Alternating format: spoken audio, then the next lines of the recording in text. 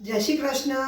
આજે હું તમને એક એવી હાંડવાની રીત શીખવાડું છું કે જેમાં દાળ ચોખા કે દહીંનો ઉપયોગ બિલકુલ કરવાનો હોતો નથી અને આ એકદમ ઝટપટ થઈ જાય એવો હાંડવો હોય છે જેનું નામ છે મેગીનો ઇન્સ્ટન્ટ હાંડવો। જેના માટે જોઈશે ચણાનો લોટ, મેંદો, મેગી, બેકિંગ પાવડર, ટોમેટો, ગાજર, કેપ્સિકમ, સ્પ્રિંગ ઓનિયન, લીલા મરચાં, લસણ ખાતા હોય તો લેવું, ના ખાતા હોય તેને સ્કીપ કરી દેવું, કોથમીર, લીંબુ, મીઠું, ચાટ મસાલો, શેઝવાન સોસ, હળદર, તેલ, ચીલી ફ્લેક્સ, ઓરેગોનો અને ચીઝ। તો ચલો આપણે મેગીનો ઇન્સ્ટન્ટ હાંડવો બનાવવાનું શરૂ કરીશું। સૌપ્રથમ 1 કપ ચણાનો લોટ લેવો, અડધો કપ મેંદો લેવો। આ બે લોટને બરાબર મિક્સ કરી લેવા। હવે એમાં 1 ટીસ્પૂન બેકિંગ પાવડર નાખવો અને ફરીથી બરાબર મિક્સ કરી લેવું। હવે એમાં ધીમે ધીમે પાણી નાખી અને એનું થોડુંક પતલું બેટર બનાવીશું। જો આ બેટર તૈયાર થઈ ગયું છે, તમે જોઈ શકો છો કે બહુ જાડું નહીં અને બહુ પાતળું નહીં અને બિલકુલ ગઠ્ઠા ન રહે એવી રીતના બેટર બનાવું। હવે આપણે એમાં મસાલા નાખીશું। સૌપ્રથમ 5 ચમચી હળદર નાખીશું, 2 ચમચી મીઠું નાખીશું, ટોમેટો નાખીશું, બધું ઝીણું ઝીણું સમારવું, ગાજર નાખીશું, અડધો બાઉલ કેપ્સિકમ નાખીશું। શાકભાજી તમારે જે રીતના જોઈએ એ રીતના વધતા ઓછા પણ તમે કરી શકો છો। અડધો બાઉલ સ્પ્રિંગ ઓનિયન નાખીશું, પા બાઉલ આપણે કાંદા જે ઝીણા સમારેલા છે એ નાખીશું, લીલા મરચાં છે 1 લીલું મરચું લીધું છે એને એકદમ ઝીણું ઝીણું સમાર્યું છે એ નાખીશું અને લસણ પણ એકદમ ઝીણું ઝીણું સમાર્યું છે એ નાખીશું। હવે આ બધાને એક વખત બરાબર મિક્સ કરી લઈશું। હવે આ જે મેગી હતી એને મેં બાફી અને તૈયાર કરી છે એ આપણે એમાં ઉમેરીશું। હર હંમેશ જ્યારે પણ તમે મેગી બાફો ત્યારે થોડાક એના ટુકડા કરીને જ બાફવા। હવે ફરીથી બરાબર મિક્સ કરી લઈશું।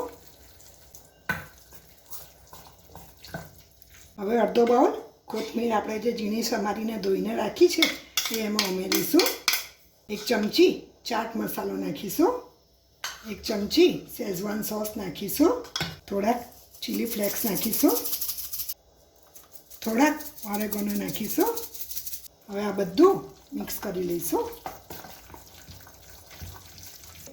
આ બેટર થોડુંક જાડું છે એટલે એમાં પાણી ઉમેરી અને થોડુંક પતલું કરીશું।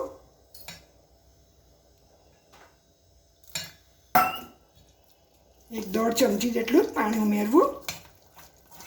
હવે લાસ્ટમાં આપણે અડધું લીંબુ નીચવીશું અને બરાબર મિક્સ કરી લઈશું। હવે એક નોનસ્ટિક પેન લઈ અને એમાં આપણે તેલ નાખીશું। લગભગ 2 ચમચી મેં તેલ નાખ્યું છે અને એને બરાબર બ્રશિંગ કરી લઈશું।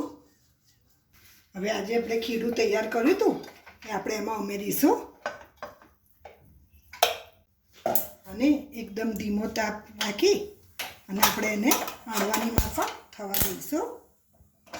હર હંમેશ આ જ્યારે હાંડવો કરીએ ત્યારે મોટી ફ્લેમનો જ ઉપયોગ કરવો એટલે ચારે બાજુથી હાંડવાને ચડવાનું સરળ પડે। હવે ઢાંકી અને આપણે એને ધીમા તાપે થવા દઈશું। જો 5 મિનિટ થવાય છે એટલે આપણે ખોલીને એક વખત ચેક કરીશું। જો ધીમે ધીમે એ ચડવા માંડે છે। હવે બીજી 2-3 મિનિટ થઈ ગઈ છે એટલે આપણે ખોલી અને ચેક કરી લઈશું અને તબેથાથી સાઈડમાંથી બરાબર આપણે જોઈ લઈશું। જો તમે જોઈ શકો છો કે આખો રોટલા જેવો હાંડવો તૈયાર થયો છે। હવે આપણે એને ઉથલાવવાનો છે એટલે એક થાળી લઈ અને આપણે એને ઉલટાવીશું।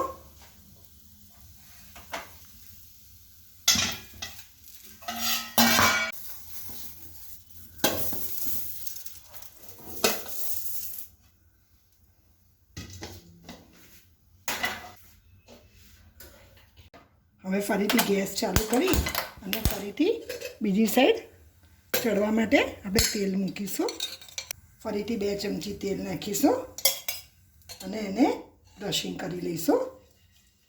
હવે આ જે સાઈડ છે એ સાઈડથી ધીમે રહી અને આપણે હળવો ફરીથી ચડવા મૂકીશું.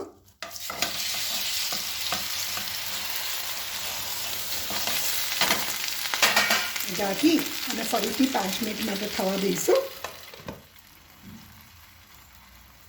જો હવે બીજી સાઈડ પણ આપણે 5 મિનિટ થઈ ગઈ છે એટલે આપણે ખોલી અને એક વખત ચેક કરીશું.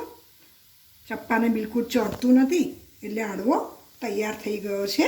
એટલે હવે આપણે ગેસ બંધ કરી દઈશું અને એક થાળીમાં હાંડવો આપણે ટ્રાન્સફર કરીશું. જો તમે જોઈ શકો છો કે ગુલાબી રંગનો કેટલો સરસ હાંડવો તૈયાર થયો છે. હવે આપણે એને કટ મારી દઈશું.